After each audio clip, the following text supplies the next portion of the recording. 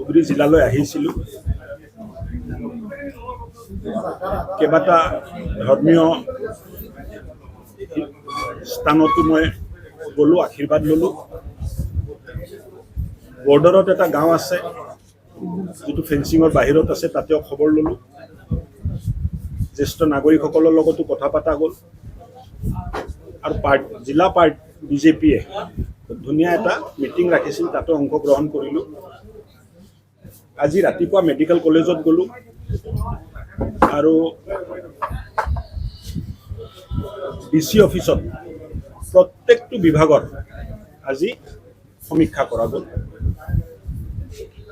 বহুতখিনি ইম্প্ৰুভ হৈছে বিভাগবোৰ, আৰু বিভাগবোৰ ইম্প্ৰুভ হোৱাৰ প্ৰয়োজন আছে।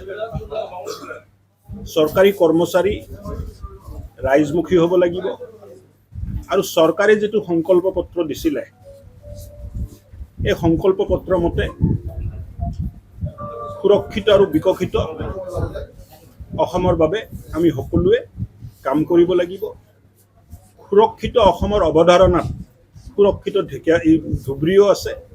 ধুবুৰী যেতিয়ালৈ সুৰক্ষিত নহয়, অসমখনো সুৰক্ষিত নহয়, এই চিন্তা মই প্ৰকাশ কৰিছোঁ।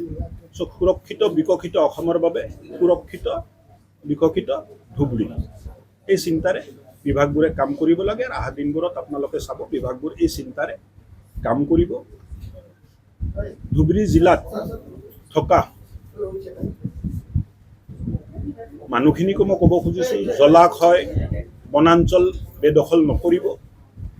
যদি এইবিলাক বেদখল কৰে, তেতিয়াহ'লে বেদখল মুক্ত কৰাৰ কাৰণে আমি কাম কৰিব লাগিব। জিলাত বহুতখিনি প্ৰয়োজন আছে।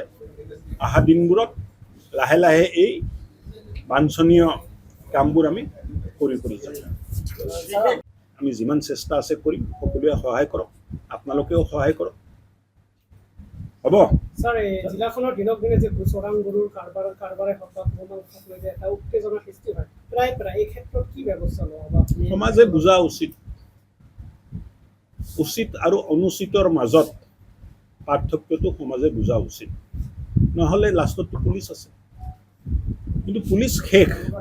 প্ৰথম সমাজে নিজে উপলব্ধি কৰিব লাগে কি উচিত কি অনুচিত। লক্ষ্মণ ৰেখা এটা সমাজে নিজে ঠিক কৰিব লাগে, আৰু এই লক্ষ্মণ ৰেখা সমাজে যেতিয়া অতিক্ৰমণ কৰিব, পুলিচে নিজৰ কাম কৰিব। বাবা, তেনেসকলক কি ল'ব? মই এটাই প্ৰশ্ন কৰোঁ, মূল কথাটোতো আপোনাক বুজাৰ চেষ্টা কৰক। মই ফিলচফিটোৱে আপোনাক বুজাই দি আছোঁ যে সমাজে নিজৰ মৰ্যাদাটো নিজে ঠিক কৰক, আৰু এই মৰ্যাদাত সকলোকে ৰখাৰ কাৰণে সমাজে চেষ্টা কৰক। মৰ্যাদাৰ উলংঘন যদি হয়, তো পুলিচ আছে। হ'ব, আইন শৃংখলা হাতত ল'লে চৰকাৰ কঠোৰ হাতৰে দমন কৰিব। এই হিমন্ত বিশ্ব শৰ্মাৰ চৰকাৰ হয়, আগে পিছে চাই থৈছে মানুহে। মই ভাবোঁ ভৱিষ্যত আইন শৃংখলা হাতত লোৱাৰ কোনো কাম কোনো মানুহে যেন নকৰে, এইটো আশা কৰিম। ধুবুৰী জিলা আপুনি এটা ষ্টেটমেণ্টত 15 দিনৰ এটা সময়সীমা বান্ধি দিছিলে, আচলতে কি উদ্দেশ্য আছে? আৰু উদ্দেশ্যবিলাক এতিয়া মই যদি আপোনাকে কৈ দিওঁ, বিষয় মানে ৰাইজক কি ক'ম? 15 দিন যাব দিয়ক, তাৰপিছত মই কৈ দিম কি উদ্দেশ্য আছিলে। কিন্তু কামবোৰ হ'ব লাগিব। এই ঢিলা ঢালা হৈ আছে, এক্সকিউজ দি থাকিলে নহ'ব। ৰাইজে লাখ লাখ ভোট দি আমাক জিকাইছে কাম কৰাৰ কাৰণে। আমিও বিনম্ৰতাৰে কাম কৰিব লাগিব, কথা কম ক'ব লাগিব, কাম বেছি কৰিব লাগিব। 100%। 15 দিনৰ সময় দিছোঁ। 15 দিনৰ ভিতৰত যদি চিজিল নকৰে, তেতিয়া বিপদ আছে। চিকিৎসা বিষয়া, চিকিৎসা কৰ্মচাৰীসকলেও সেৱাভাৱেৰে কাম কৰিব লাগে, আৰু সমাজো তেখেতসকলে দিয়া সেৱাটো সহজভাৱে গ্ৰহণ কৰিব লাগে। আৰু লাহে লাহে সেৱাটো আমি উন্নত কৰিম, আৰু নতুন টেকন'লজি আনিম, সময়মতে কৰাৰ চেষ্টা কৰিম। লাহে লাহে পৰিৱেশবাদ বদলি কৰি লৈ যাব লাগিব। প্ৰেছ কনফাৰেন্সত মই কথা কৈ দিলে কামটো হৈ নাযায়। আপুনি প্ৰশ্ন কৰিলে মই উত্তৰ দিলোঁ, তাত সমস্যাৰ সমাধান নাই। সমস্যাৰ সমাধান ষ্টেক হোল্ডাৰৰ লগত বহি কথা পাতি তেওঁলোকৰ চিন্তাৰ যিটো প্ৰক্ৰিয়া, তাত পৰিৱৰ্তন আনিব লাগিব। আজিও ৰাতিপুৱা মই ক'লোঁ মেডিকেল কলেজত যে এটা খুব পবিত্ৰ কাম আপোনালোকে কৰি আছে, যে মানুহৰ আৰোগ্য ৰখাৰ চেষ্টা কৰি আছে। ইয়াত অলপ সেৱাভাৱ যদি লৈ আহে, আপুনি চাব যে কোৱালিটি অফ ছাৰ্ভিচ ভাল হৈ গ'ল। মানুহৰ তাত আপোনালোকৰ সন্মান বৃদ্ধি পালে, আৰু চৰকাৰকো মানুহে ভাল পোৱা হ'ব। কিন্তু এই প্ৰক্ৰিয়াটোতো মই কথা কৈ দিলে নহ'ব, কৈ থাকিব লাগিব, মানুহে বুজিব লাগিব, লাহে লাহে পৰিৱৰ্তন হ'ব, একেদিনাও নহয়। চ' উই উইল ট্ৰাই আৱাৰ বেষ্ট। এইটো কলেজহে, অকল হস্পিটেলটো নহয়। চ' কলেজত ডক্টৰ তৈয়াৰী হ'ব, স্পেচিয়েলিষ্ট আহিব, বিভিন্ন বিভাগ আহিব, এটা এটাকে কাম হৈ গৈ আছে। প্ৰথমটোতো মুখ্যমন্ত্ৰী ডাঙৰীয়াক ধন্যবাদ দিয়ক যে তেখেতে কল্পনা কৰিছিল যে ধুবুৰীত মেডিকেল কলেজ হ'ব লাগে, নহ'লে গুৱাহাটী যাব লগা হৈছিল। আজি মই দেখি আহিছোঁ যে কিমান OPD ইহঁতে ট্ৰিট কৰি আছে। 1000 আউট পেচেণ্ট তেখেতসকলে ডেইলি মানে চাই আছে। গৰমৰ দিনত সংখ্যা 1200 লৈ যায়। 4 লাখ পেচেণ্ট যদি চাই আছে, মানুহটো এনে নাযায়, চিকিৎসা পাই আছে বুলিহে যাই আছে। আপুনি কওক যে আৰু ইম্প্ৰুভ কৰক। ছাৰ, দীৰ্ঘদিনীয়া এটা অভিযোগ আছে যে কৰ্মচাৰীসকল যি সাধাৰণ যিসকল ৰোগী আছে তেওঁলোকৰ সৈতে বেয়া ব্যৱহাৰ কৰে। এবাৰ লৈ আপুনি এটা কমেণ্টো কৰিছে বা টুইটো কৰিছিলে এই বিষয়টো লৈ। আপুনি ঠিক আছে, লাহে লাহে সমাজো অলপ মানে সহনশীল হ'ব লাগিব।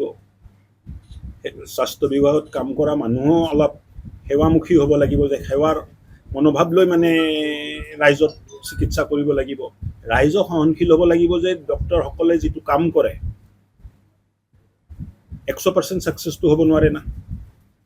শচীন তেণ্ডুলকাৰ চব মেচতে 100 মাৰিছিল নেকি? 100টা কেছ কৰিছে ডক্টৰ, এটা কেছ বেয়াও হৈ যাব পাৰে। এই কেছটোৰ কাৰণে যদি ডাক্তৰৰ লগত মাৰধাৰ কৰা হয়, এই মানুহৰ কি মনোভাৱ থাকিব কওকচোন।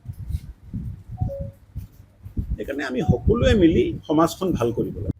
আমি যিমান চেষ্টা আছে কৰিম, সকলোৱে সহায় কৰক, আপোনালোকেও সহায় কৰক, হ'ব।